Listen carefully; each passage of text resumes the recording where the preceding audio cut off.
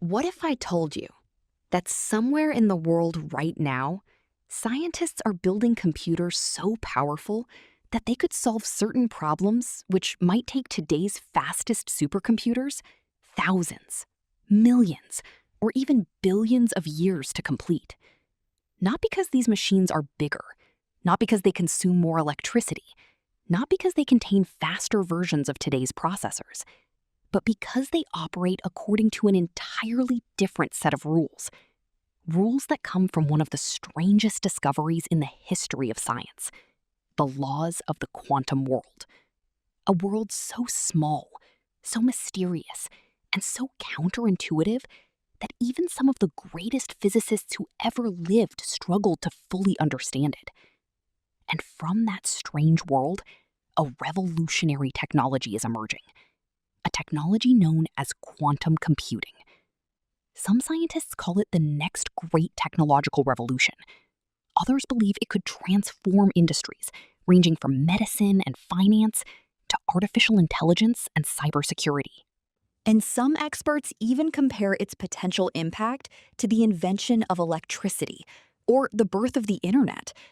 But before we can understand why quantum computing is so important, we first need to answer a simple question. What exactly is quantum computing?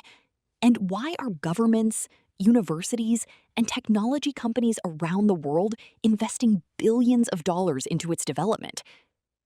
To answer that question, we need to begin with something familiar: the computer. The device you use every day, your smartphone, your laptop, your gaming console, the servers that power the internet, and even the world's most advanced supercomputers. Despite their differences, all of them operate using the same basic principle. They process information using bits. A bit is the smallest unit of information in a traditional computer, and it is remarkably simple. A bit can have only one of two possible values: 0 or 1. 0 or 1. Imagine a light switch. It is either off or on. That is essentially how a bit works.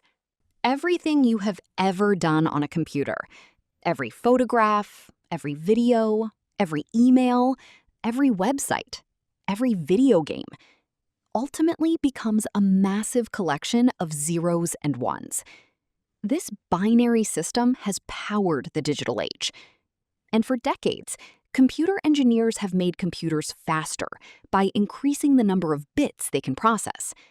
More transistors, more memory, more processing power. And this strategy has worked incredibly well. But eventually, a problem appears. Some problems become so complex that even the most powerful computers struggle to solve them. Imagine trying to find the correct combination for a lock with trillions of possible solutions. A traditional computer must test possibilities one after another. Very quickly, of course, but still, one at a time. Now imagine a machine capable of exploring many possibilities simultaneously. A machine that approaches computation in a completely different way. This is where quantum computing enters the story. Because quantum computers do not use ordinary bits. They use something called qubits, quantum bits. And qubits behave in ways that seem almost impossible. Unlike a traditional bit, which can only be a 0 or a 1, a qubit can be both at the same time. Yes, both at the same time. This strange phenomenon is known as superposition, and it is one of the most important concepts in quantum computing. To visualize it, imagine a coin. When lying on a table, it is either heads or tails. But while spinning rapidly in the air, it seems to be both simultaneously. The analogy is not perfect, but it provides a useful starting point. In the quantum world, particles can exist in multiple states at once, and qubits take advantage of this property. As a result, quantum computers can explore many possible solutions simultaneously, something that traditional computers cannot easily do. Yet superposition is only the beginning. because quantum mechanics contains another phenomenon that is even stranger. A phenomenon so bizarre that it once troubled Albert Einstein himself. It is called quantum entanglement. Imagine two particles becoming connected, not through wires, not through physical contact, but through a mysterious quantum relationship. Once entangled, the state of one particle becomes linked to the state of the other, no matter how far apart they are. Einstein famously referred to this phenomenon as spooky action at a distance, because it seemed to violate common sense.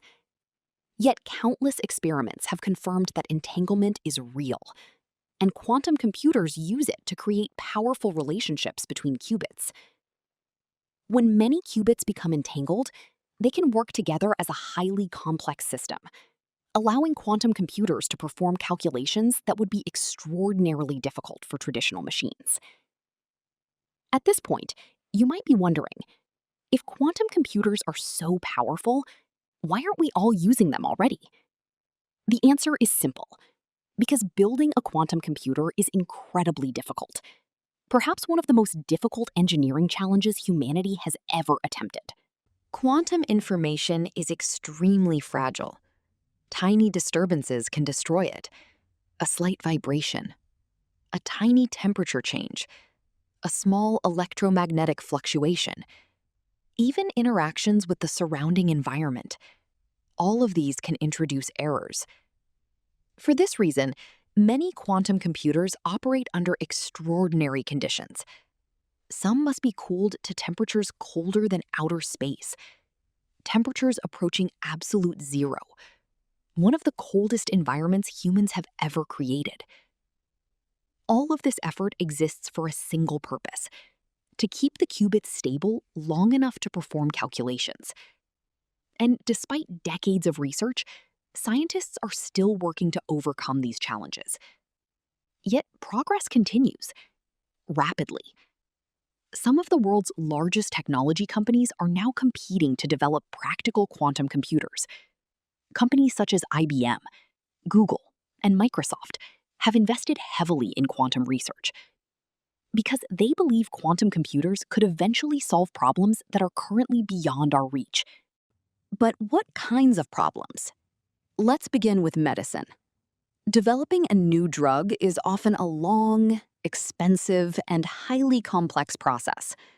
One reason is that biological molecules behave in extraordinarily complicated ways. Scientists must understand how atoms interact, how proteins fold, how chemical reactions occur.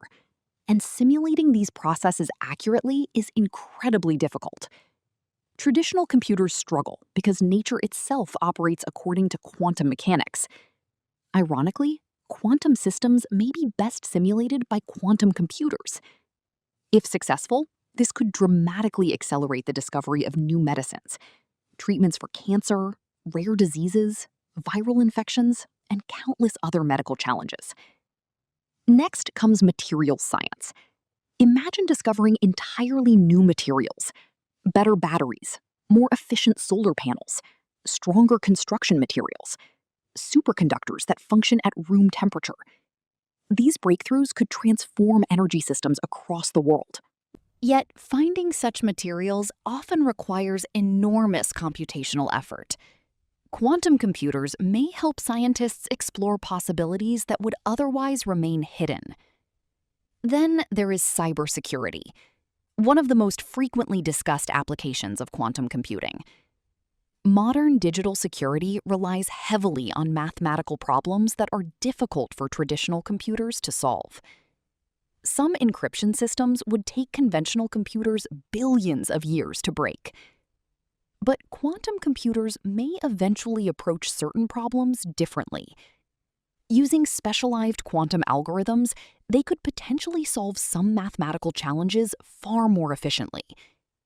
This possibility has prompted governments and security experts worldwide to begin preparing for a future known as the post-quantum era, an era where current encryption methods may need replacement. Artificial intelligence is another area generating excitement.